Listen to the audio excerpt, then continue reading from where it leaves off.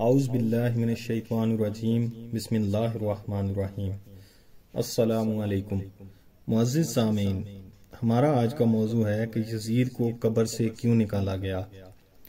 ایسی مزید informative videos دیکھنے کے لیے ہمارے چینل کو سبسکرائب کریں اور بیل آئیکن لازمی دبائیں تاکہ ہماری آئندہ آنے والی اچھی اور پیاری ویڈیوز آپ وقت پر دیکھ سکیں۔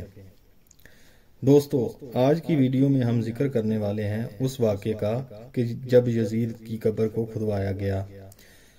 آخر اس واقعے کی وجہ کیا تھی اور کیوں یزید کی قبر کو کھولا؟ یہ واقعہ یزید کی وفات کے کتنے سال بعد پیش آیا؟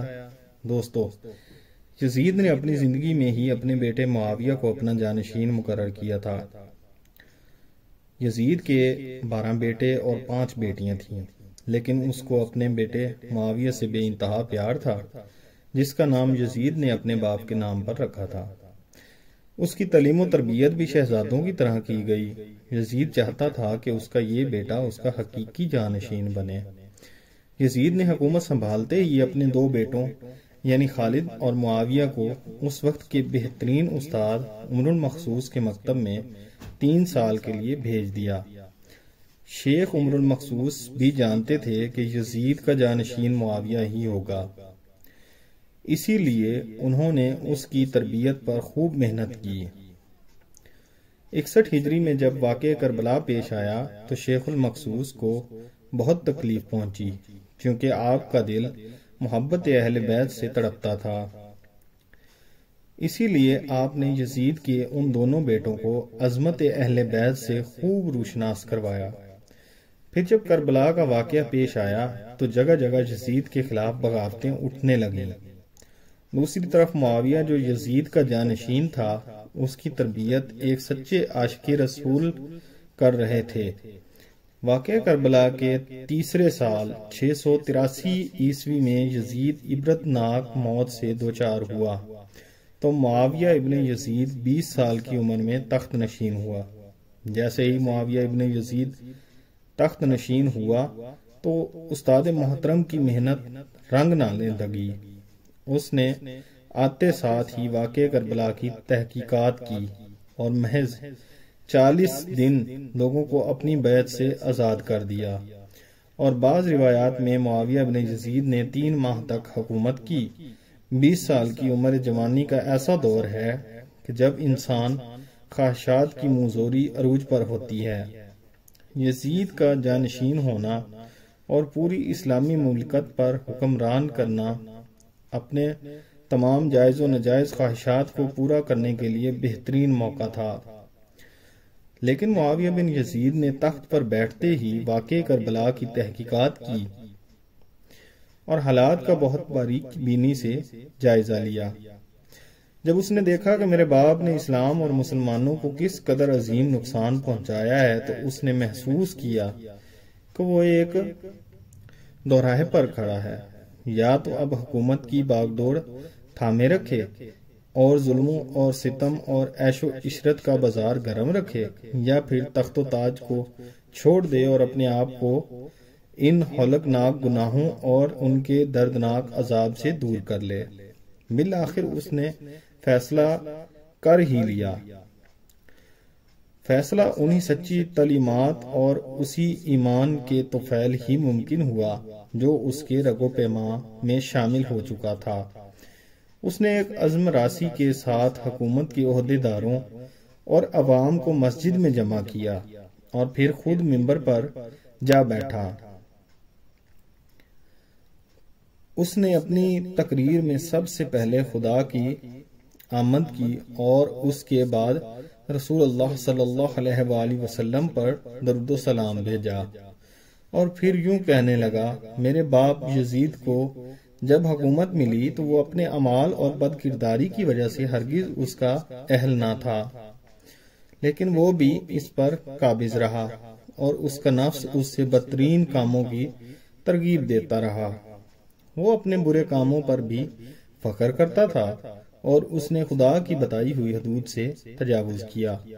رسول اللہ صلی اللہ علیہ وآلہ وسلم کی اولاد پر اس نے بدترین مظالم ڈھائے، لیکن اس کی حکومت کی مدت بہت ہی تھوڑی تھی۔ اور بہت جلد اس کی شرمناک زندگی کا خاتمہ ہوا، اور آج وہ اپنے اعمال کے حساب و کتاب میں الجھا ہوا ہوگا۔ جب معاویہ بن یزید کی یہ باتیں یہاں تک پہنچی تو اس کا گلا رک گیا اور کافی دیر تک وہ بلند آواز میں روتا رہا، اور اس کے بعد وہ دوبارہ لوگوں سے ہم کلام ہوا اور اس نے کہا کہ اے لوگو، میں تمہارے گناہوں کا بوجھ اپنے کندھوں پر نہیں اٹھا سکتا اور نہ ہی تمہاری دوستی کا توق اپنے گلے میں ڈالوں گا۔ میری خواہش تو ہے کہ حکومت حضرت سیدنا امام زین العابدین کے حوالے کر دی جائے، یا تم خود جو بہتر سمجھو وہی کرو، یا وہ حکومت کرے جس کا تم انتخاب کرو۔ میں اپنی بیعت سے تم لوگوں کو آزاد کرتا ہوں اور اس خلافت کو ٹھکراتا ہوں۔ معاویہ بن یزید کے ان جملوں نے محفل میں ایک طوفان سا برپا کر دیا۔ پھر معاویہ بن یزید ممبر سے اتر آیا، اس کی ماں اور دیگر عزیز و اقارب آئے تو دیکھا کہ روئے جا رہا ہے، تو اس کی ماں نے کہا کاش تم حیض کا چیتڑا ہی ہوتے اور میں تمہاری خوشخبری نہ سنتی۔ اس نے کہا خدا کی قسم میں بھی یہی چاہتا ہوں، اگر میرے خدا نے مجھے معاف نہ کیا تو میرے لیے برا ہو۔ اس کے بعد بنو امیہ نے اموی شہزادے مروان بن حکم کے ہاتھ پر بیعت کر لی اور اسے تخت پر بٹھا دیا۔ مروان نے اپنا دارالحکومت مستقل طور پر دمشق منتقل کیا۔